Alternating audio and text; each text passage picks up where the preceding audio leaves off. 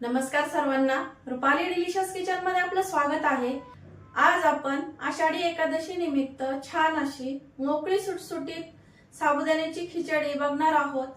मोकळी सुटसुटीत तरीही अगदी अशी मऊ लुसलुशीत, तरी एक एक दाणा असा मोकळा झालेला आणि छान अशी ट्रिक पण सांगणार आहे दिवसभर खिचडी मऊ राहण्यासाठी। तर व्हिडिओ स्किप न करता संपूर्ण बघा। चॅनलवर कोणी नवीन असेल तर चॅनलला सबस्क्राइब करा।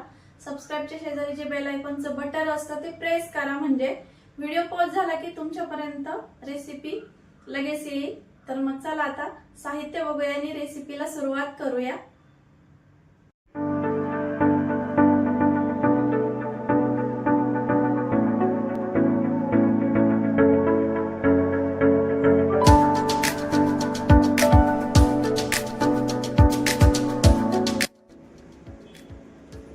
साबुदाणा खिचडी साठीचं जे साहित्य आहे ते बघूया। इथं भिजवलेले साबुदाणे घेतले आहे। ही 1 वाटी भरून साबुदाणा भिजवला आहे। 5 ते 6 तास भिजलाय साबुदाणा आणि छान असा बोटावरती मॅश होतोय, हे बघा। आणि त्याच वाटीने आपण अर्धी वाटी शेंगदाणे, 2 मध्यम आकाराचे बटाटे घेतले, ते पण उकडलेले। हिरवी मिरची तुमच्या आवडीनुसार इथं कमी अधिक करू शकता आणि चवीपुरतं मीठ। तर आपण सर्वात आधी बटाटे आपल्याला सोलून आणि थोडेसे कुस्करून घ्यायचे किंवा तुम्ही फोडी करून घेऊ शकता। शेंगदाण्याचा आपल्याला बारीक कूट करायचा आहे आणि खूप जास्त बारीक पण नाही करायचा आणि खूप जास्त मोठा पण नाही ठेवायचा, त्यामुळे खिचडी अशी छान मऊ लुसलुशीत तयार होते आणि मोकळी सुटसुटीत सुद्धा होते। आणि मिरचीचा आपल्याला ठेचा तयार करून घ्यायचा आहे, म्हणजे मिक्सरला आपल्याला ओबडधोबड असा वाटून घ्यायचा आहे।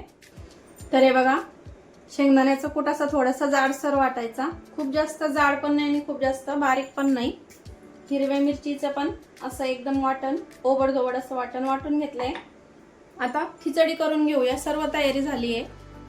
कढई गरम करायला ठेवली आहे। आता तुम्हाला इथं तेल किंवा तूप काय वापरायचं आहे ते घेऊ शकता। इथं तेल टाकून घेते मी। तेल गरम होऊ द्यायचं आहे आणि तुम्ही जिरं जर खात असाल उपवासाला तर जिरं पण घ्यायचंय साहित्यामध्ये। तेल गरम झालंय, ठेचा टाकून घेऊया। ठेचा टाकला की कमी गॅसवर मिनिटभर परतून घ्यायचं छान कच्चेपणा जाईपर्यंत, म्हणजे खिचडी खाताना छान अशी खमंग लागते। तोपर्यंत आपण साबुदाणे मोकळे करून घेऊया, असे सुटसुटीत करून घ्यायचे।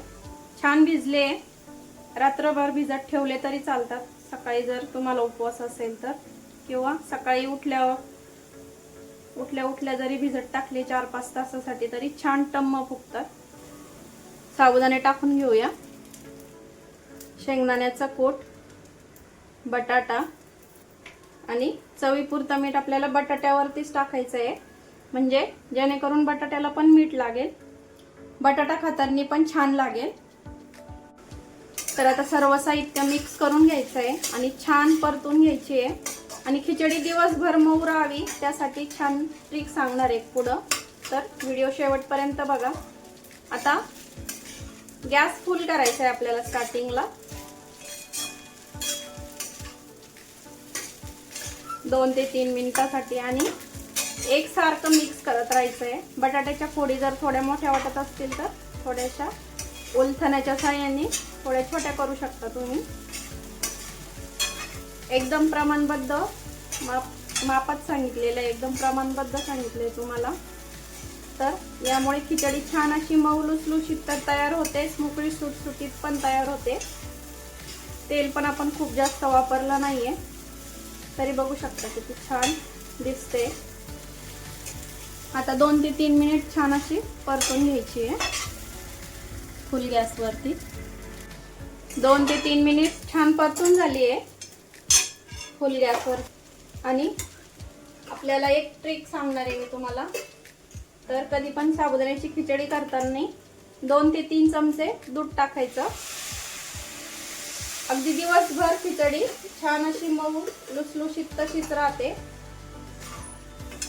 एवढ्या प्रमाणासाठी फक्त 2 ते 3 चमचेच टाकायचे। पुन्हा मिक्स करूया। हे बघू शकता आत्ताच किती असा फ्लफी झालाय साबुदाणा, हे बघा। आता आपल्याला छान असं त्याच्यावर झाकण ठेवायचं आहे आणि 3 ते 4 मिनिटासाठी छान वाफवून घ्यायची आहे. आणि गॅस कमी करते पूर्ण. आता 4 मिनिटं आपण छान अशी वाफलून घेऊया. 3 ते 4 मिनिट झाले, बघूया आता.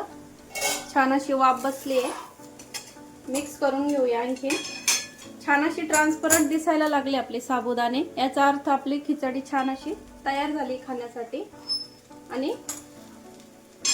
एक टिप सांगितली शेवटची, ती नक्की ट्राय करून बघा. हे बघा किती छान झाली आहे. अगदी अशी मऊ लुसलुशीत झाली आणि मोकळी सुटसुटीत झाली आहे. हे बघा. आता खाण्यासाठी तयार आहे खिचडी आपली. सर्व करून घेऊया. गॅस बंद करते मी. मोकळी सुटसुटीत आणि मऊ लुसलुशीत अशी खिचडी आपली तयार झालेली आहे साबुदाण्याची. तर ह्या आषाढी एकादशीला नक्की ट्राय करून बघा. अशी अगदी सोपी, साधी आणि सरळ छान पद्धत सांगितलेली आहे. आणि शेवट जी दुधाची ट्रिक सांगितली आहे खिचडी होताना, ती तर नक्की ट्राय करा, कारण मी नेहमी अशीच बनवते, तर छान होते अशी. आणि दिवसभर डब्यात मिस्टरांना दिली तरी ती तशीच्या तशी मऊ राहते, अगदी संध्याकाळपर्यंत पण. तर साबुदाण्याची खिचडीवर छान असं लिंबाची फोड किंवा तुम्ही यासोबत दही पण एन्जॉय करू शकता. तर कशी वाटली रेसिपी कमेंट करून नक्की सांगा. रेसिपी नक्की ट्राय करा. तर बघितली ना, अगदी मोकळी सुटसुटीत आपली खिचडी तयार झालेली इथं. आणि तरी पण अगदी अशी मऊ लुसलुशीत छान अशी ट्रिक सांगितली, तुम्ही बघितलीच असेल.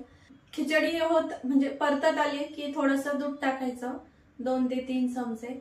तुमची खिचडी किती आहे त्यानुसार तुम्ही दुधाचं प्रमाण ठरवा. आणि ही खिचडी अगदी दिवसभर अशी मऊ लुसलुशीत राहते. तर ह्या आषाढी एकादशीला नक्की ट्राय करा आणि कमेंट करून सांगा साबुदाण्याची खिचडीची रेसिपी तुम्हाला कशी वाटली ते.